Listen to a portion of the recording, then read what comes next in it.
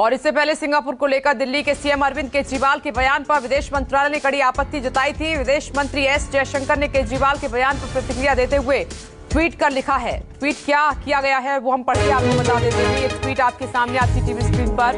गैर जिम्मेदार बयान देने वालों को पता होना चाहिए कि उनकी इस तरह की टिप्पणी से लंबे समय की साझेदारी वाली दोस्ती को नुकसान पहुंच सकता है। मैं यहाँ स्पष्ट करता हूं कि दिल्ली के मुख्यमंत्री का बयान भारत का बयान नहीं है। सिंगापुर और भारत कोरोना की लड़ाई में मजबूत साझेदार हैं। हम सिंगापुर के लॉजिस्टिक हब और ऑक्सीजन आपूर्तिकर्ता के रूप में उसकी भूमिका की तारीफ करते हैं। हमारी मदद के लिए सिंगापुर ने सैन्य एयरक्राफ्ट भेजे और इससे पता चलता है कि हमारा संबंध कितना खास है। कुंदन सिंह जुड़ गए इस खबर पर। कुंदन सिंह, ये बहुत अजीब सी स्थिति है। आप देख रहे हैं कि इसका मैसेज तो दूर तक जाएगा, लेकिन जो दिल्ली सरकार कह रही है और जो केंद्र की तरफ से जवाब दिया गया है, कैसे देखा जाए?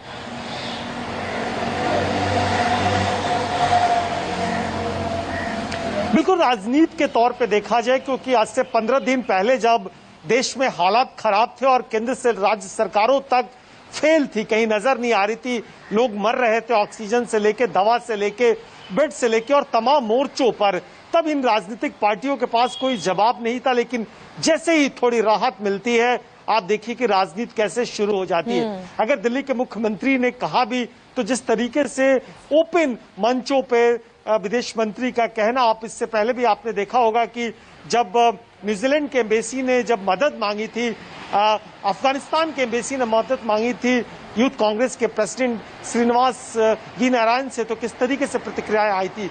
तो मुझे लगता है कि राजनीतिक पार्टियां राजनीति कर रही हैं, उसमें दिल्ली की सरकार हो या केंद्र की सरकार हो या मुख्यमंत्री हो या फिर दूसरे विदेश मंत्री हो। मुझे लगता है कि अगर उनके एक सुझाव के तौर पे भी कहा भी कि सिंगापुर में कोई स्ट्रेन आए तो उस स्वागत वेलकम करना चाहिए और ये बातें पुख्ता करनी चाहिए कि ऐसा नहीं है, क्योंकि ये बात सही है कि बहुत सारे जो ब्रिटेन का स्ट्रेन आया था, सबसे ज्यादा ब्रिटेन की तबाही मचाई थी और ब्रिटेन से उस समय भारत में फ्लाइट चल रही थी। 26 जनवरी को ब्रिटेन के प्रधानमंत्री बोरिस जॉनसन भारत आने से मना कर दिए थे और उस वक्त तक भारत और ब्रिटेन के बीच में एयर बबल के माध्यम से फ्लाइटें चल रही थी।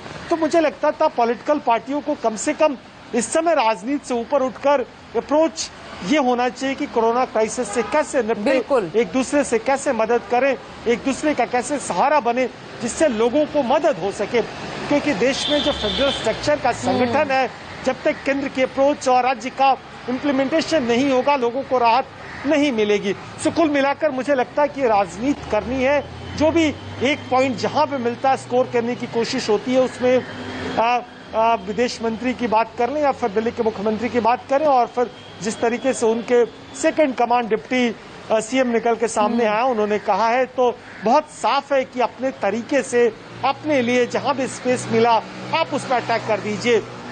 अभी कोई वैक्सीन की बात नहीं कर रहा, अभी कोई वेंटिलेटर की बात नहीं कर रहा, अभी जो ब्लैक फंगस हो रहा है उसको क्या आगे बढ़ा जाए, इसमें बात कोई नहीं कर रहा। और कुंदन, एक सबसे जो इम्पोर्टेंट बात है ये है कि घर की बात घर में ही रहे तो ज्यादा अच्छा है। कुंदन, शुक्रिया आपका।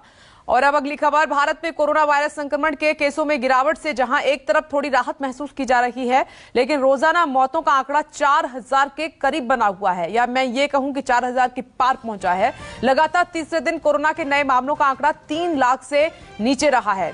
बीते 24 घंटे की हम बात करें तो देश में कोरोना के 24 घंटे में 2,67,334 नए कोरोना के मामले दर्ज किए गए हैं।